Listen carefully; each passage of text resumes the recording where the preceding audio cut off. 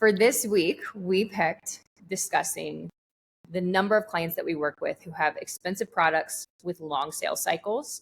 That has implications on the brand side. That has implications on the audiences, customers, and lead side of what we're trying to market to, attract. And so we figured it might be interesting to talk a little bit about how we support, how we think about overcoming some of those barriers to entry, and what types of formulas we put into play to help them achieve success. Awesome. I like it.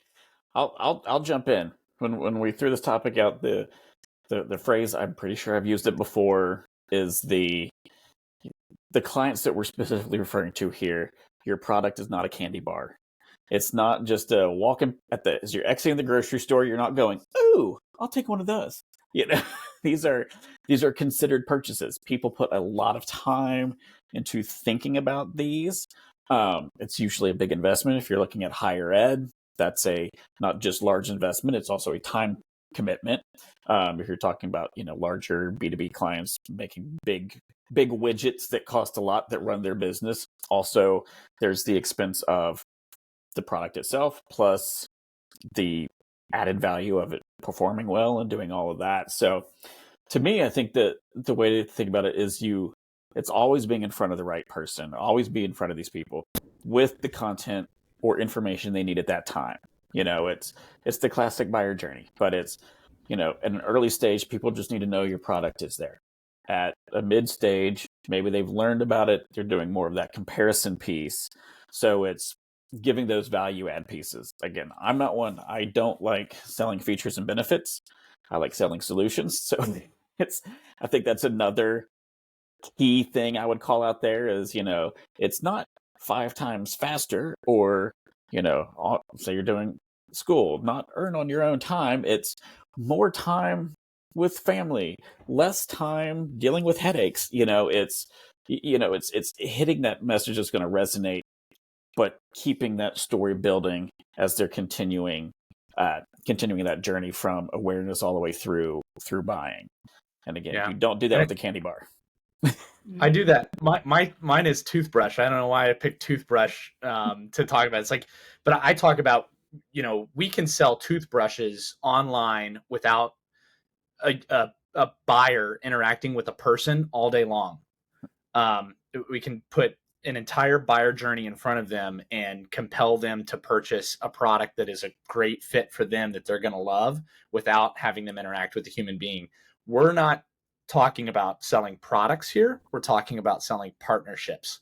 So now we've got buzzword term number one from Tom. Like I'm always got my turns of phrase, but we're selling partnerships, not products, which is a big deal because we're not even talking about, in my mind, we're not even talking about a short-term or a one-off partnership where that we sometimes do work with. If we build a website, that can be a one-off partnership. It's a little bit easier to buy because you're not committing to a open-ended partnership. You're saying, I'm going to partner with you for a finite period of time. We'll see how it goes. So remove some of the barriers to entry there. And then Josh, I really like what you said about being in front of buyers. The turn of phrase that I always use is the people who are in the right place at the right time spend all of their time in the right place. So it's not a coincidence that I saw that ad from that university the day that I decided to go get my MBA. It's they've been there because I've been showing signals prior to that saying I might be a customer who's interested in purchasing something like that. So we talk about brand advertising, then demand advertising, and how intent plays in all of this. And I think all of those things kind of come together for brands that have products like this. You got to figure out a way to efficiently be in the right place all the time, using the signals that your potential prospects, your potential buyers are giving to the marketplace online, using those signals to spend your budget wisely, but being in front of them for when they're ready to make a buying decision and they're showing intent to buy. So absolutely. I mean, something we've found a lot of success with is using the objections as stepping stones. So using what might feel cost prohibitive or might feel like an intimidating purchase or an intimidating change to your lifestyle for whatever type of big product, long sales cycle we're talking about, using those objections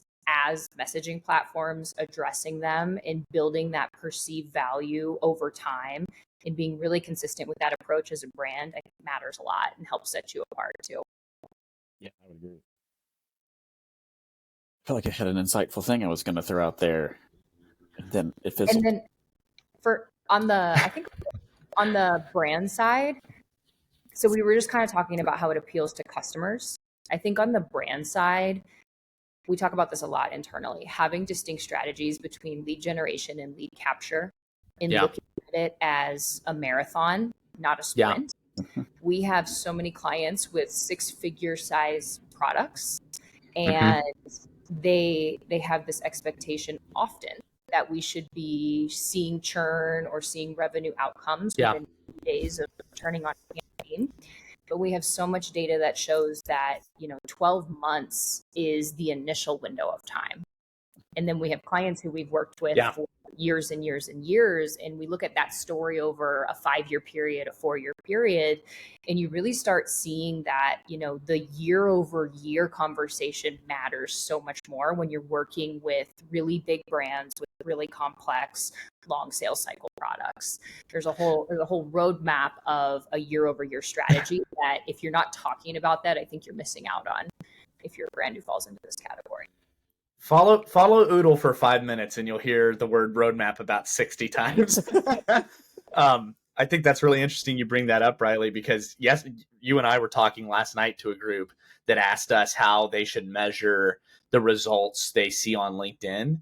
And it opened up this really interesting conversation about how a lot of times when we use LinkedIn, especially sponsored content, we have to work really carefully with our brand partners to help them understand that they're not supposed to see conversion actions on LinkedIn.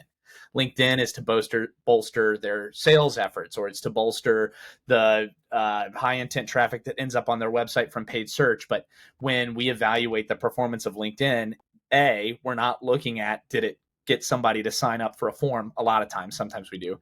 And B, we know that we're probably going to have that campaign active for a minimum of 2 to 3 months before we really start seeing results come through in meaningful ways, because we're going to be looking at the lagging indicators that show the leading indicators of impressions, engagement, etc., really did pull through to those conversion actions that other tactics bring. So just that idea that there is such a thing as brand marketing that's not necessarily designed to instantly pull somebody through and have them convert. And then there is such a thing as demand marketing, where we say, okay, now we know that you're showing intent to buy our product, and we want to pull you through so you buy our product and not somebody else's. So I think it's kind of just really timely that we were talking about that the other night. Yeah, and brand, I mean, it's my mantra for the year: brand and authenticity. Those are my two things for the year. And I think, as you look at brand, people like to try to put a dollar value on it, and it's very difficult. It's the other phrase I've started using is, I used to be always in front of the right people at the right time. I'm like, just always be in front of the right people.